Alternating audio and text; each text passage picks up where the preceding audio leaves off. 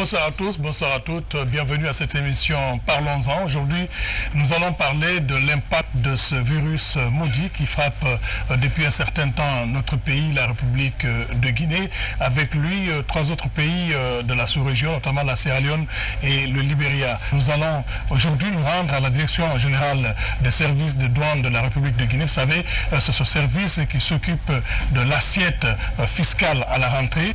Nous allons donc recevoir dans cette émission Parlons-en le colonel Toumani Sangaré, qui en est le directeur général. Bonsoir mon colonel. Bonsoir Mamadou. Aujourd'hui nous allons parler de l'impact de ce virus maudit. Est-ce qu'on peut brièvement savoir qu'est-ce que ce virus a eu comme impact sur les prévisions budgétaires de 2014? Je voudrais tout d'abord rappeler que nous avons commencé de mission.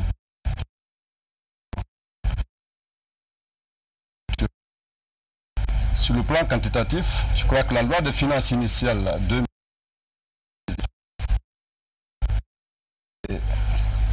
tout à l'heure nous avons donné, comme vous l'avez dit, mais d'ici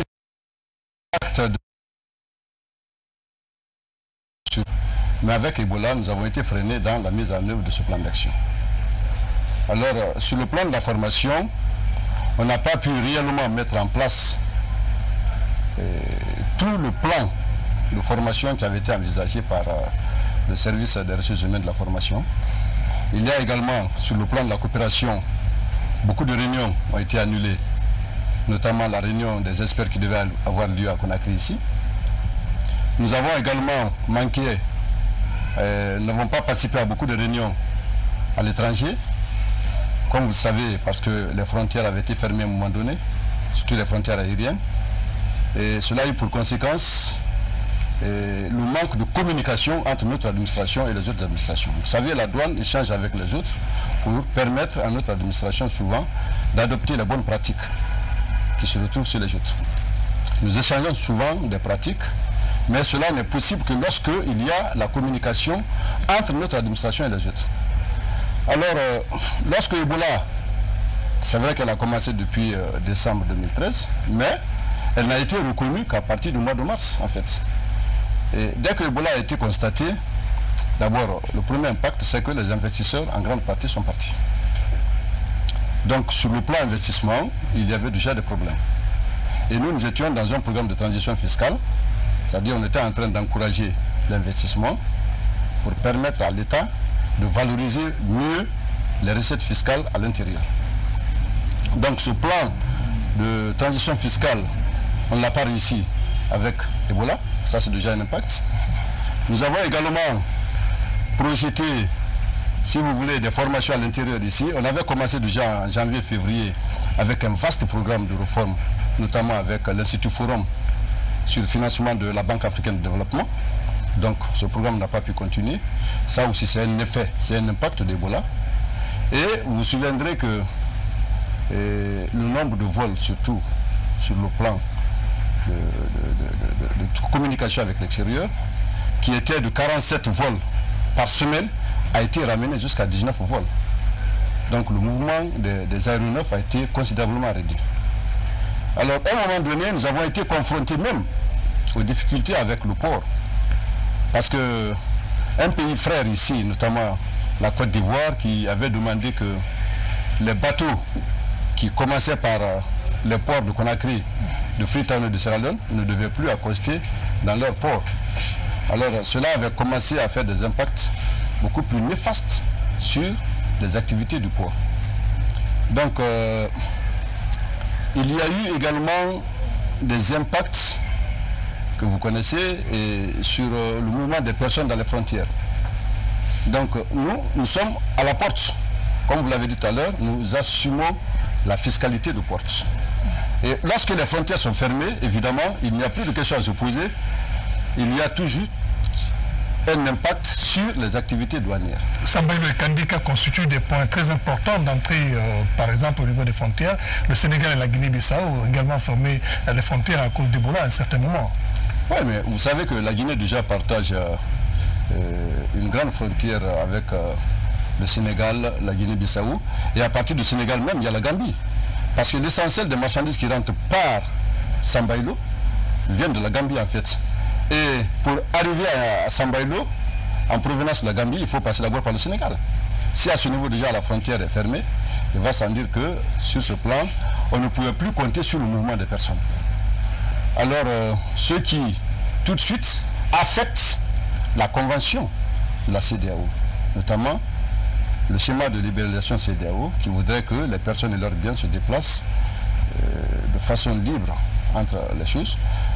Parce que nous avons, si vous voulez, même au niveau de notre tarif, des choses qui sont facilitées pour échanger avec les pays voisins. Parce que c'est à ce niveau qu'on peut facilement lutter contre la pauvreté, vous savez. C'est-à-dire c'est les contacts entre les frontaliers qui génèrent un peu des ressources permettant à la population dans les pays, dans les régions frontalières de survivre. Donc ça a été bloqué et vous l'avez constaté, c'est vrai que même du côté du libéral à un moment donné, ça avait été fermé. Donc sur les frontières terrestres, rien à faire, les activités étaient complètement bloquées. La douane avait des activités parfois culturelles et sportives. Est-ce que ces activités aussi ont été impactées négativement par Ebola? La mesure d'urgence qui a été mise en place consistait à éviter, si vous voulez, les regroupements. Alors, partout où les gens pouvaient se regrouper, il fallait en fait éviter. Donc, on ne pouvait pas, au moment où le gouvernement a décidé d'éviter le regroupement, c'est pas en ce moment que la douane va continuer à organiser ses activités culturelles et sportives. Je voudrais vous rappeler que cette année, la coupe militaire et paramilitaire n'a pas pu être jouée à cause de ça naturellement. Et à cela, la douane participe des fois. Alors, nous avons eu peut-être la chance parce qu'il y a un groupe de 250 agents qui avaient pu être formés au kilomètre 36. Alors, mais depuis la sortie de ce groupe, le second groupe qui devait rentrer n'a pas pu rentrer, malgré que le gouvernement avait mis à notre disposition les moyens pour assurer la formation militaire de deux autres groupes de 250 par groupe. Donc, ces regroupements étant interdits par le gouvernement dans le cadre des mesures qui étaient envisagées pour lutter contre Ebola. Donc on était obligé de se conformer à ça, ce qui faisait que nous-mêmes à notre niveau, on a essayé de faire des tournées au niveau des postes qui relèvent de notre compétence pour essayer de leur demander d'éviter tout ce qui était regroupement. Alors, nous allons malgré tout revenir à ce bilan. Quand même, 2014 est parti. Nous prions Dieu qu'il parte avec ce cortège de virus Ebola. Et revenons donc sur le bilan, j'allais dire, notamment des chiffres. Est-ce que, malgré tout, vous avez pu faire en sorte que vous puissiez engranger quelque chose pour permettre notamment au service de douane d'approcher ou d'arriver à certaines prévisions, malgré que la loi des finances rectificatives a revu à la baisse ses ambitions? Vous l'avez d'ailleurs dit, j'ai dit tout à l'heure que la loi des finances initiale 2014 avait alloué à notre administration une prévision de 5 040 milliards. Cette prévision avait été revue à mi-parcours, compte tenu des impacts de Ebola sur les activités économiques du pays. Donc, à partir du mois de juin, en accord avec nos partenaires financiers, tels que le Fonds monétaire, vous vous souviendrez que la Guinée est dans un programme avec le Fonds monétaire, un programme de facilité élargie au crédit, qui se passe avec le Fonds monétaire et la Banque mondiale. Donc, cette prévision de 5 040 milliards avait été revue à la baisse dans le cadre de la loi de finances rectificative. Alors, de 5 040 milliards, finalement, nous sommes retrouvés avec 4 720 milliards. Donc, les 4 720 milliards, je crois qu'au 31 décembre, la douane globalement a réalisé 4 780 milliards, dont 4 626 milliards de recettes budgétaires et 154 milliards de recettes de trésorerie, de recettes affectées. Alors, ce qui fait déjà une performance, parce que, je parle de performance parce que lorsque vous prenez l'année 2013, l'année à laquelle l'Ebola n'était pas du tout en Guinée, alors l'administration des douanes guinéennes avait mobilisé globalement 4 100 milliards avec 3 900 milliards de recettes budgétaires. Donc 4 100 milliards par rapport à 4 700 milliards, vous comprendrez qu'il y a eu beaucoup d'efforts. Alors, cette performance, nous sommes en train de voir ce qui a pu être fait pour atteindre ce niveau de mobilisation de recettes. Mais il faut retenir que beaucoup d'efforts ont été faits, surtout dans la maîtrise des exonérations en fait. Donc les cahiers de charges ont été bien gérés et les exonérations ont été beaucoup maîtrisées. Alors je crois que nous avons mis des mesures d'encouragement pour ceux-là qui ont accepté de continuer leur activité, parce qu'il ne faudrait pas que Ebola décourage et que la douane aussi qui est à la porte décourage. Donc nous avons su mêler les uns et les autres et puis finalement on s'est retrouvé avec ces résultats. Donc globalement, la prévision de la loi de finances rectificative a pu être atteinte parce qu'elle était de 4 720 milliards et nous globalement nous avons réalisé 4 780 milliards. Monsieur le directeur général, il y a aussi que 2014 a connu parfois des remous au niveau de la douane. Il y a eu des sanctions qui ont été réalisées, enfin effectuées au niveau de certains agents indélicats. Est-ce que vous pouvez un peu en parler? Oui, naturellement. Vous savez, quand on est gestionnaire d'une administration, il y a toujours des sanctions qui arrivent. C'est vrai, ces sanctions ne dépendent pas surtout que du directeur général, naturellement, parce qu'il s'agit de respecter un code de conduite. En fait, lorsque vous ne respectez pas le code de conduite, il y a des sanctions disciplinaires qui sont souvent prononcées par le conseil de discipline. Donc, nous avons connu des cas de certains douaniers indélicats, comme vous l'avez dit, qui s'étaient rendus complices de la falsification de certains documents qui entraient dans la procédure de dédouanement, notamment le reçu bancaire qui était délivré par la Banque centrale. Vous savez, il y a quelque temps, nous avons supprimé le paiement des montants importants, au-delà de 10 millions par cash, par espèce. Donc tout montant qui était au-delà de 10 millions ne peut pas être payé cash, c'est-à-dire en espèces à la Banque centrale. Nous avons écrit à la Banque centrale. Donc les montants qui peuvent être payés à ce niveau, c'est des petits montants, surtout sur des petites voitures d'occasion qui arrivent, de 1 million, 2 millions. Alors il y a des gens très maladroits qui ont voulu, puisque vous savez l'espèce, il y a toujours une tentation quand il s'agit de l'espèce. Donc puisqu'il s'agissait de l'espèce, les gens ils ont eu la tentation de faire des faux reçus pour faire croire que le bulletin de liquidation qui leur a été remis pour faire le versement à la Banque centrale, que ce bulletin avait été effectivement remis à la Banque centrale. Donc ils font des faux reçus et avec la complicité de certains cadres douaniers, ces faux reçus servent pour tirer la quittance, et parce que c'est au vu de la quittance que la marchandise est remise au propriétaire. Donc quand la quittance est tirée, ce qui fait que on pense que le montant est arrivé à la banque, mais il n'est pas arrivé à la banque. Le reçu il est faux. Donc cela n'a été possible que par la complicité de certains cadres qui ont été sanctionnés.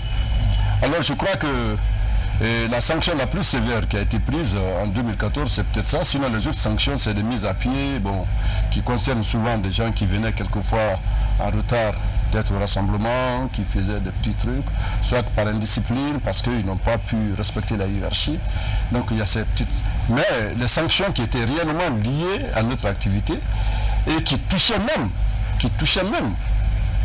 le cœur de notre métier, c'est-à-dire la mobilisation des recettes. C'était peut-être la falsification des reçus bancaires. Est-ce qu'on peut aussi parler, par exemple, des saisies de drogue et autres, parce que la douane, c'est aussi ça, oui. Ou bien la coopération interdouanière entre la Guinée et certains pays pour des cas de vol effectués.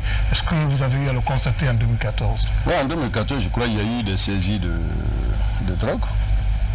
Il y a eu des saisies qui sont opérées à l'aéroport sur des personnes qui avaient intracorporé la drogue, c'est-à-dire qu'ils avaient avalé de la drogue. Donc je crois que ces personnes ont été interpellées et la procédure a été bien respectée. Nous les avons purgées et je crois que la drogue a été mise à la disposition de l'OCAD.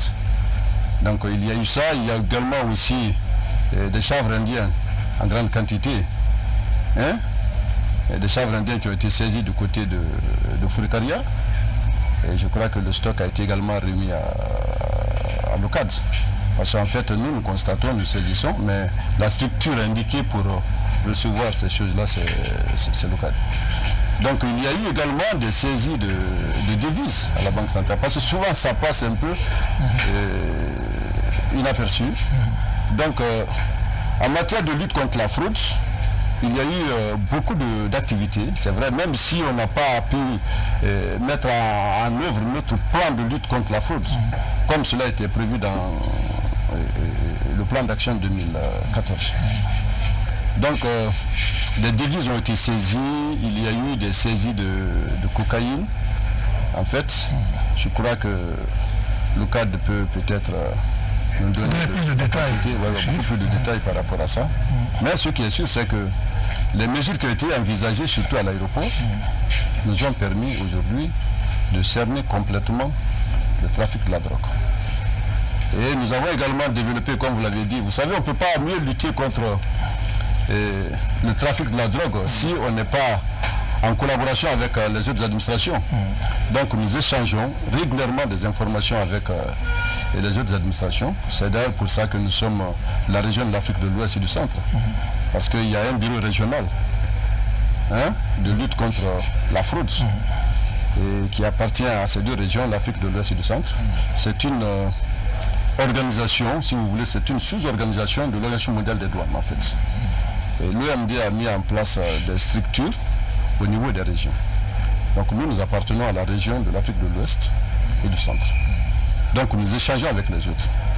C'est dans ce cadre-là que nous avons signé avec le Sénégal, si vous voulez, et d'autres pays naturellement, comme le Nigeria et d'autres, un accord sur la mutualisation du renseignement fluvio-maritime. C'est dans le cadre de la lutte contre la drogue et la circulation des armes. Donc nous avons également signé, et il y a quelques années, avec le Sénégal, le directeur général des douanes du Sénégal, qui est actuellement dans le secrétaire général de la présidence, Mokhtar, était venu ici, nous avons signé des accords, nous avons signé des conventions mutuelles avec les deux administrations, dans le cadre de la lutte contre la fraude. Et ceci nous permet d'échanger des renseignements. Donc on ne peut pas mieux lutter contre la fraude si on ne développe pas le renseignement. C'est ce qui fait d'ailleurs que nous avons créé dans la nouvelle structure que nous avons, une direction du renseignement et des enquêtes douanières. Et au sein de cette direction, nous allons bientôt créer, si vous voulez, une division de l'analyse de risque et de l'orientation du contrôle. C'est-à-dire cette division va analyser les risques et va orienter le contrôle. Cela nous permettra de ne pas éparpiller nos efforts. D'être plus efficace. Voilà. Donc nous allons avoir un système de contrôle très efficace qui sera basé sur l'analyse de risque. Et qui dit analyse de risque parle de renseignement. Et qui parle de renseignement parle de coopération avec les autres naturellement. Justement, parlez-moi de ces réformes que vous avez opérées en 2014, notamment la création de certains services. Et qu'est-ce qui a présidé à la création de ces services dans votre direction générale? Voilà. Et vous vous souviendrez que à l'élection du président de la République en décembre 2010, il avait pris un acte pour ériger la direction nationale des douanes en direction générale. Et ceci, c'était pour permettre, si vous voulez, à notre administration de se restructurer pour se mettre au même niveau que les autres administrations des autres pays membres de l'OMD. Donc, il y a des services qui étaient à l'époque une section ou une division qui sont devenus aujourd'hui des directions. Donc nous avons mis en place 5 directions. Il y a la direction de la législation, la réglementation et des relations internationales. Il y a la direction des enquêtes douanières et du renseignement, du contrôle, du contentieux. Il y a la direction des recettes, la direction de la surveillance, la direction du service informatique et statistique. Donc ces différentes directions sont des directions techniques. Il y a d'autres services sur lesquels la direction générale s'appuie, que nous appelons des services d'appui. Et ce sont notamment le service, l'inspection générale des douanes. Il y a le service des ressources humaines et de la formation. Il y a le service des moyens généraux.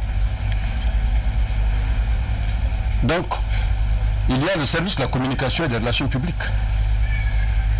Ce sont là des services d'appui de la direction générale des douanes. Et puis il y a d'autres services qui sont des services rattachés, notamment le service des affaires sociales, il y a le pool des conseillers qui a été mis en place. Il y a également un assistant du directeur qui est le chef du secrétariat central qui coordonne tous les secrétariats de la direction. Donc, c'est des réformes qui ont été envisagées qui nous permettent aujourd'hui de décentraliser notre métier. Alors, je l'ai dit, tous les directeurs doivent, à leur poste, se sentir directeur général des douanes. Et une fois d'ailleurs, j'ai dit à tous mes collaborateurs, j'ai dit, la prochaine fois que quelqu'un me dira, allez-y voir le directeur, je te dirai pourquoi tu es là-bas. Parce que tu es là-bas pour éviter que les gens viennent voir le directeur général. Tu es directeur comme au même titre que les autres. Donc voilà, c'est des choses qui ont été envisagées et qui ont donné les résultats que vous avez obtenus. J'ai prévu d'ailleurs de l'occasion pour remercier très sincèrement le chef de l'État. Parce que il faut, c'est cette érection de la direction nationale des douanes en direction générale qui a permis aujourd'hui à notre administration d'amorcer cette réforme. Donc il y a une volonté politique du président de la République. Il y a une volonté politique qui vous a donné les résultats malgré la présence des Boulois. Oui, il y a une volonté politique et cette volonté politique qui nous accompagne aujourd'hui. Parce que vous comprendrez que c'est compliqué le métier de douanier en fait. Monsieur Moumoudia. C'est compliqué parce que le douanier c'est celui-là qui doit prendre avec un citoyen visible physiquement des impôts, des taxes pour remettre à l'État que personne ne voit en fait. Alors, souvent, on pense que si vous prenez, c'est pour vous-même, mais il faut absolument des gens de bonne volonté pour vous accompagner. Et j'avoue que tout ce que nous faisons aujourd'hui, c'est grâce à l'accompagnement, à la volonté politique du chef de l'État et de tout le gouvernement. Parce que si le gouvernement ou le chef de l'État lui-même était impliqué dans la gestion de notre administration, il serait très compliqué. Justement, vous n'êtes pas victime de ça, c'est-à-dire que des appels viennent d'ailleurs pour vous dire... Non. Je vous assure, je ne suis pas du tout sous quelque pression que ce soit. Il me l'a dit. Donc, il n'attend de la douane que le résultat. Et c'est ce qui fait aujourd'hui que nous parvenons à travailler. Donc, et au niveau du gouvernement, les ministres... le ministre des Finances, le ministre du Budget. Alors, je crois qu'ils sont dans la même logique que le président de la République. Donc, il n'y a aucune influence extérieure. Est-ce que je peux savoir si vous avez les moyens, justement, de votre politique, c'est-à-dire les moyens de surveillance, les moyens d'aller de façon inopinée pour contrôler, par exemple, tel ou tel cadre à son poste? Oui, effectivement, je l'ai dit tout à l'heure au début, il y a des difficultés. C'est pourquoi... puisqu'il s'agit de faire le bilan, il y a des difficultés qui sont liées à notre travail. Et ces difficultés, c'est également, comme vous l'avez dit, c'est des moyens, en fait.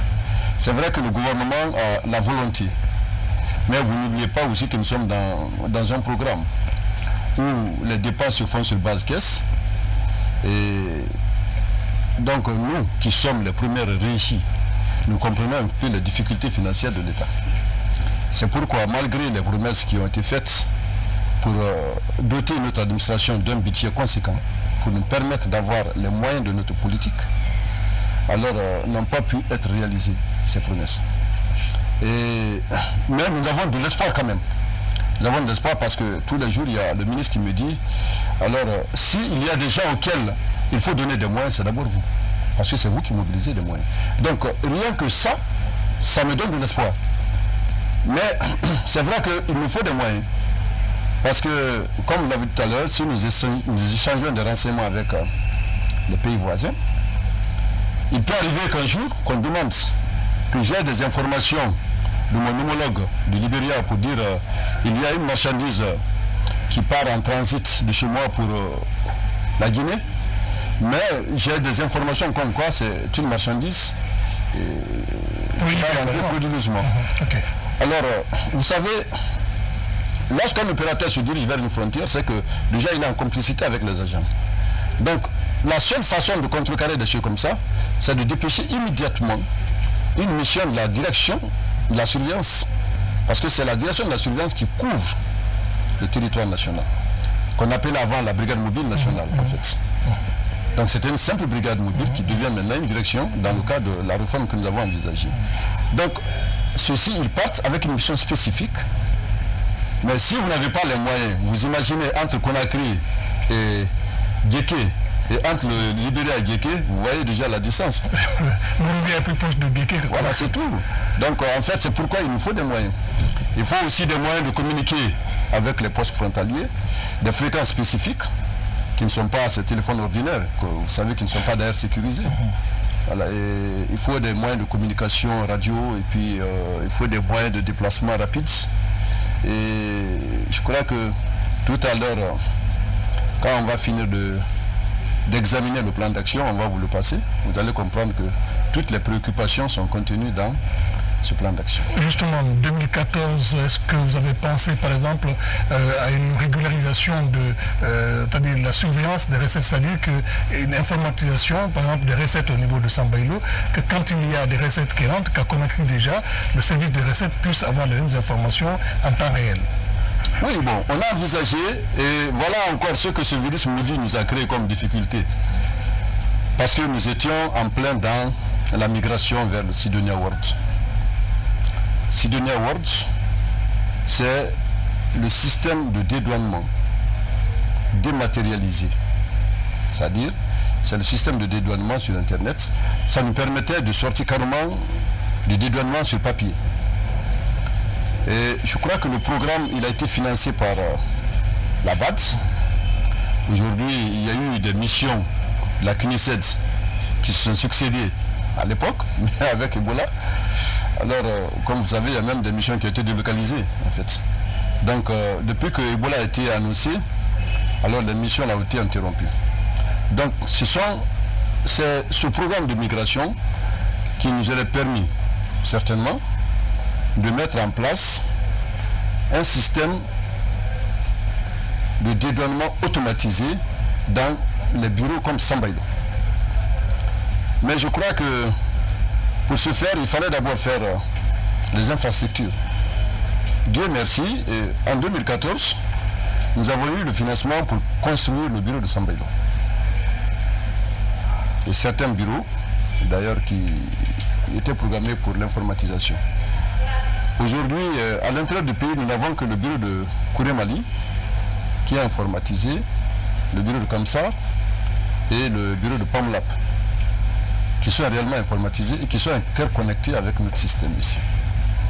Donc les dédouanements à Kouré Mali, à Kamsar et à Pamlap sont directement interconnectés avec le serveur central de la Direction générale des douanes.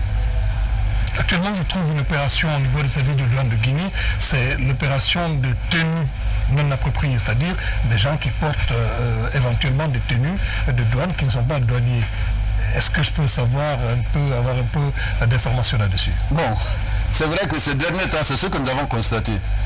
En fait, en 2012, il y avait eu un premier groupe, bon, c'était en 2011 d'ailleurs, un premier groupe, qui s'était installé sur la corniche de Boussoura, en fait, et qui était en train de ternir notre image en demandant aux pauvres commerçants qui venaient s'approvisionner sur le marché de Madina pour aller mettre ça dans leur boutique, soit à Anta ou à Taouia ou à Matoto.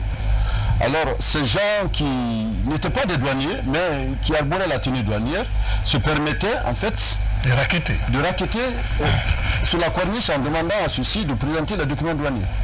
Mais ce n'est pas la porte, en fait. Madina, ce n'est pas la porte, c'est à l'intérieur. Ce qu'on peut demander à Madina, c'est les impôts, ce n'est pas les taxes douanières, en fait. Donc, nous avons été interpellés et à l'époque, j'ai envoyé une mission pour les ramasser. Ils sont arrivés. Les conséquences, c'était de les renvoyer tous. Donc, à l'époque, nous avons pris la décision de renvoyer tous ceux qui étaient bénévoles, qui étaient en stage à la douane.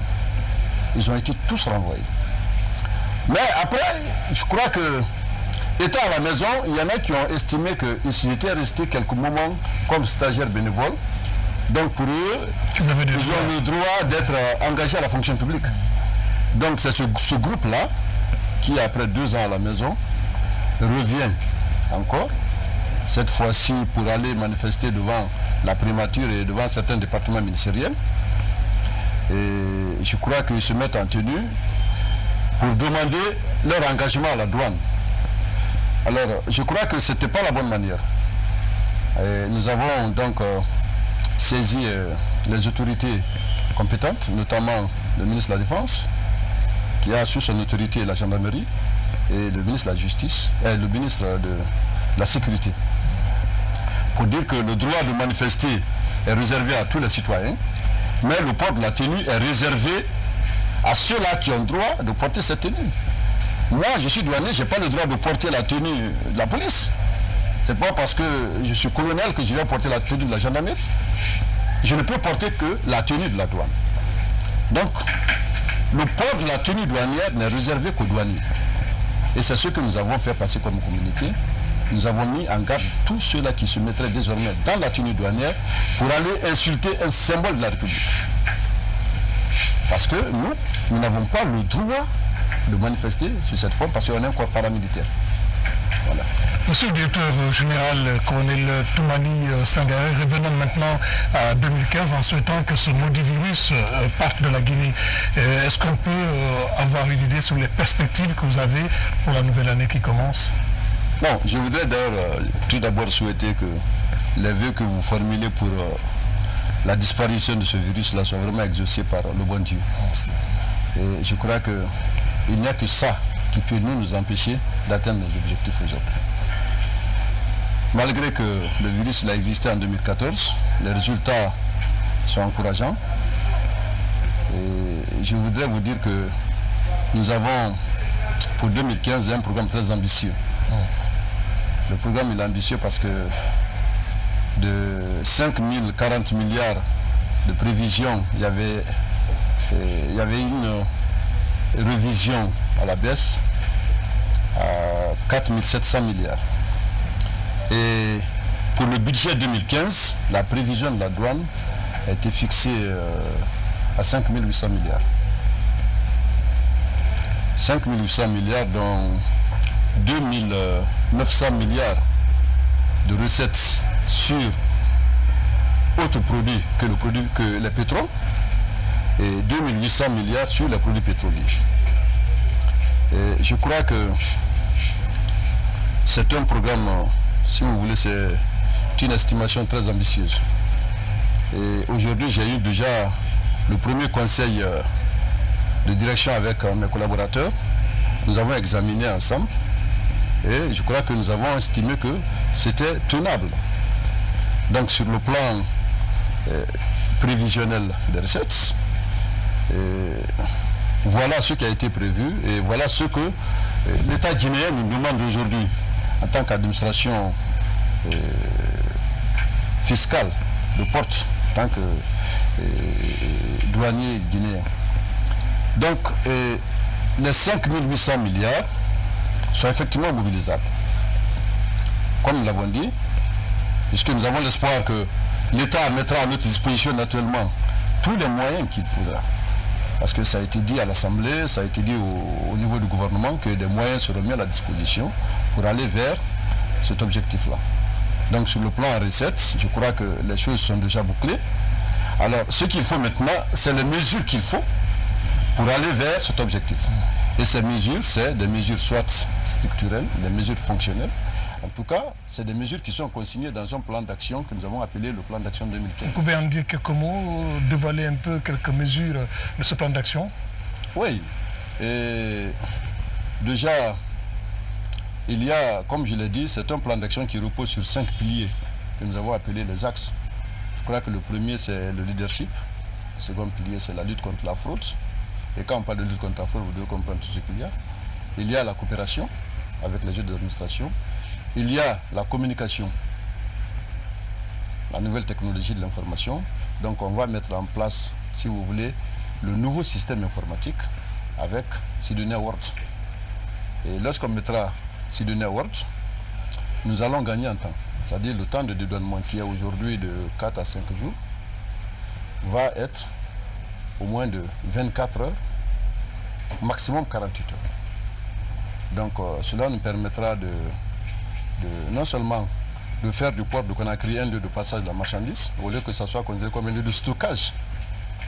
Donc nous allons également nous interconnecter avec la Banque centrale pour essayer de réduire au maximum le risque de faute ou bien manipulation, de faux documents, c'est-à-dire comme les reçus tout à l'heure. Nous allons signer un protocole d'accord avec la Banque centrale et comment j'appelle ça, les banquiers, les banques privées, pour essayer de supprimer complètement le paiement des droits et taxes par espèce.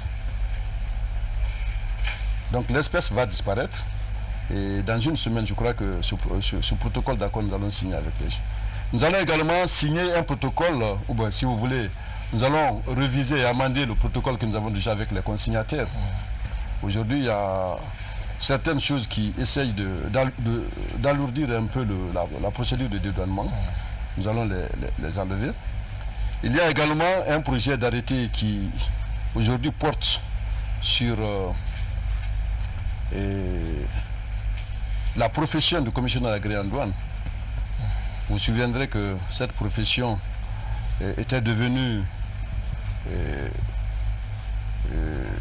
si vous voulez, ce que les gens considéraient comme le métier qui devait revenir à tous ceux qui n'ont rien à faire. Donc nous allons essayer de donner à cette profession son contenu réel. Donc cela nous permettra de lutter au maximum contre la fraude. Parce que si le transitaire est conséquent et responsable, il ne peut pas déclarer à la douane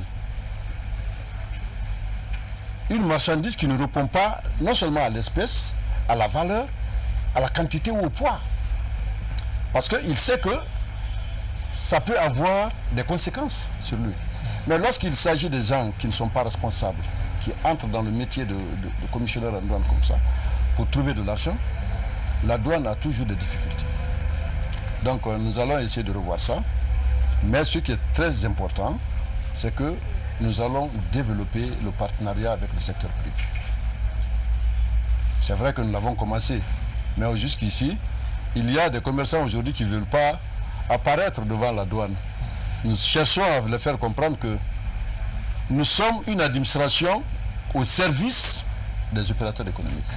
Donc nous sommes une administration de prestation de services. Nous prêtons notre service aux opérateurs économiques. Donc il n'y a pas de raison de nous fuir. Voilà. Donc cela ne peut se faire que dans un partenariat douane-secteur privé. Donc nous avons dans notre plan d'action le programme de développement de ce partenariat. Il y a également la formation. Vous savez, chez nous on dit que en droit militaire, on dit que les ordres ne sont mieux exécutés que lorsque celui qui reçoit l'ordre en a compris la portée. Et je crois que le gouvernement nous accompagnera à travers le ministre délégué au budget.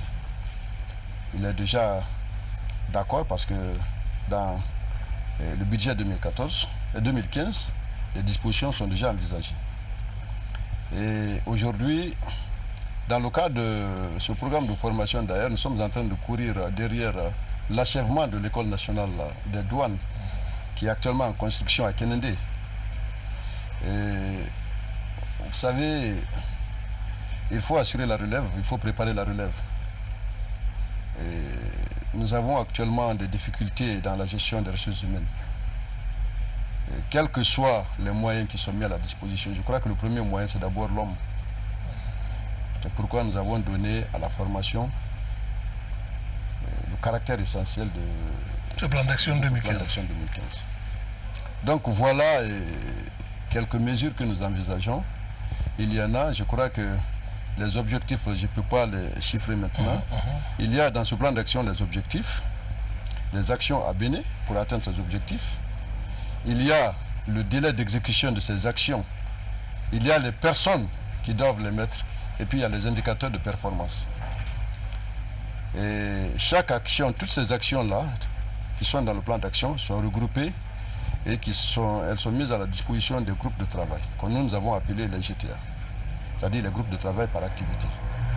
Donc ceux qui sont les chefs de service qui sont dans les mêmes activités sont dans les mêmes groupes de travail, donc sont responsables de la mise en œuvre des actions qui concernent ces activités-là.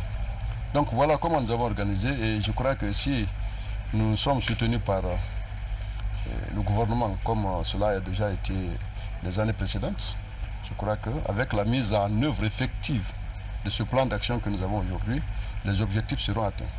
Le président de la République, le professeur Alpha Condé, souhaite faire du port de Conakry l'un des meilleurs ports de l'Afrique de l'Ouest et souhaite également que beaucoup d'autres pays qui sont plus proches de Conakry, les capitales sont plus proches de Conakry que des autres ports, puissent utiliser notre port. Déjà, sur les réformes au niveau du port ici engagé, quelle sera la partition de la douane guinéenne pour cette mission? Je crois déjà qu'il est en train de réussir. Hein.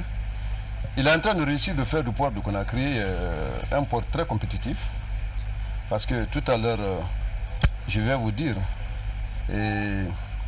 en 2013 par exemple, le nombre de conteneurs qui avaient été transportés, c'était 52 900 conteneurs qui ont débarqué au port de Conakry. Un port dont la capacité ne dépasse pas 4000 conteneurs. Actuellement, avant l'extension, la capacité de port était 4000 conteneurs. Mais en 2013, on a pu débarquer sur ce terminal-là 52 900 conteneurs. Et en 2014, on a fait 57 000. Malgré Ebola. Malgré Ebola. 57 000. Et laissez-moi vous dire que c'est vrai qu'il y a d'autres qui vont dire qu'il y a eu moins de nombre d'accostages, c'est-à-dire le nombre de bateaux a légèrement baissé en 2014 par rapport à 2013. Mais ce que les gens oublient, c'est qu'il y a eu des bateaux beaucoup plus grands en 2014. Parce qu'avec le nouveau quai, il y a eu déjà des bateaux qui sont venus sur le nouveau quai là, avec plus de 5000 conteneurs. Donc c'est extrêmement important. La douane est prête à jouer sa partition dans cette mission? Oui, mais il faut absolument que la douane s'adapte à ce changement. Parce que nous allons, si on ne s'adapte pas à ce changement, nous allons être un obstacle. Parce qu'en fait, c'est pourquoi j'ai dit tout à l'heure que l'objectif de la douane, c'est de faire du port un lieu de passage des conteneurs et non un lieu de stockage. Donc on ne peut mieux réussir ça que lorsque nous-mêmes nous sommes bien reformés. C'est pourquoi la réforme est aujourd'hui notre principal outil. Nous voulons vraiment faire des réformes. Sinon, la douane va être un obstacle demain. Parce qu'il faut se dire la vérité, Conakry Terminal est en train d'avancer. Et vous avez aujourd'hui la chance de poser votre téléphone sur le siège d'une voiture d'occasion que vous achetez à Bruxelles. Vous venez, vous dédouanez votre marchandise, votre voiture, vous l'attendez dehors et vous retrouvez le téléphone sur le siège. Hein? Alors, avec une telle mesure, c'est pourquoi j'ai dit que le président il était en train de réussir.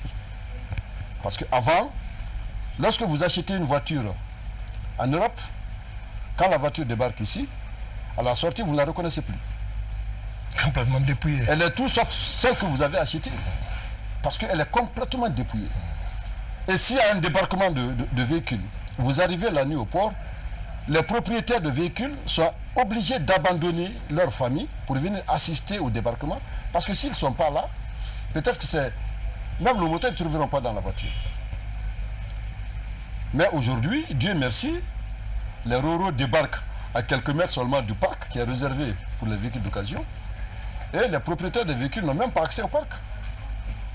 Donc, les clés sont dans les véhicules jusqu'à ce que le véhicule soit enlevé.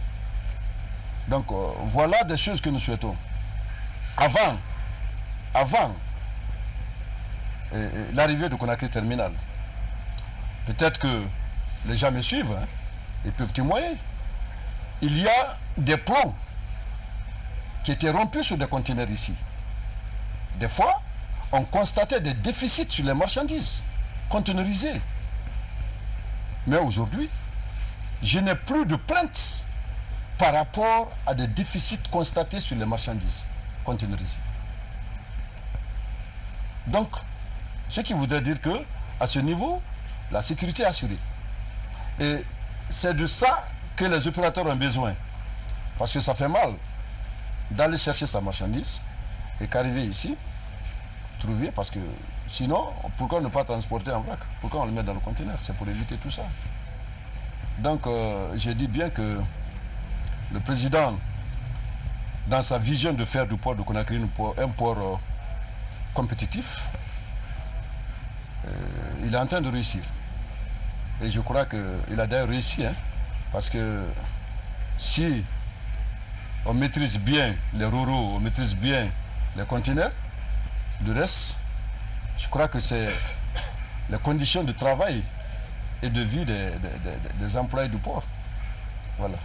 Souhaitons que Ebola parte, que les investissements reprennent, notamment au niveau routier, parce que cela aussi permettrait, par exemple à Bamako, de pouvoir transporter convenablement les marchandises qui vont sortir du port de Conakry.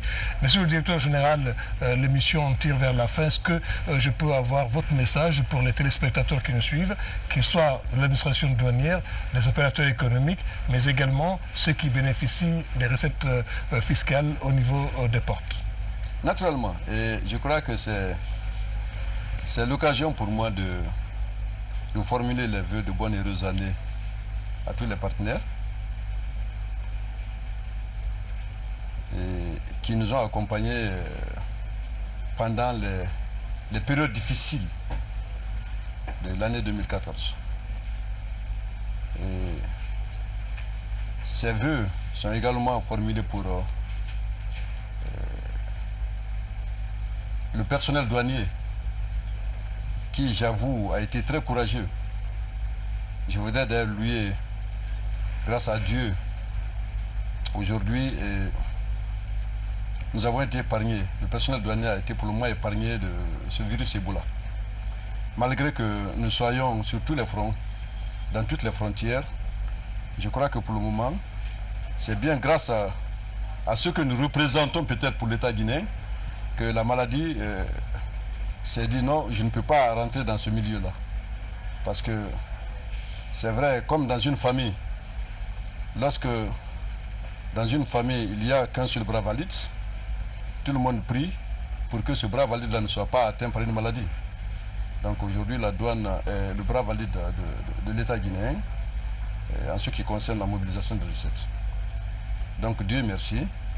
Le message que je voudrais passer, le premier, c'est d'abord pour le président de la République et le gouvernement.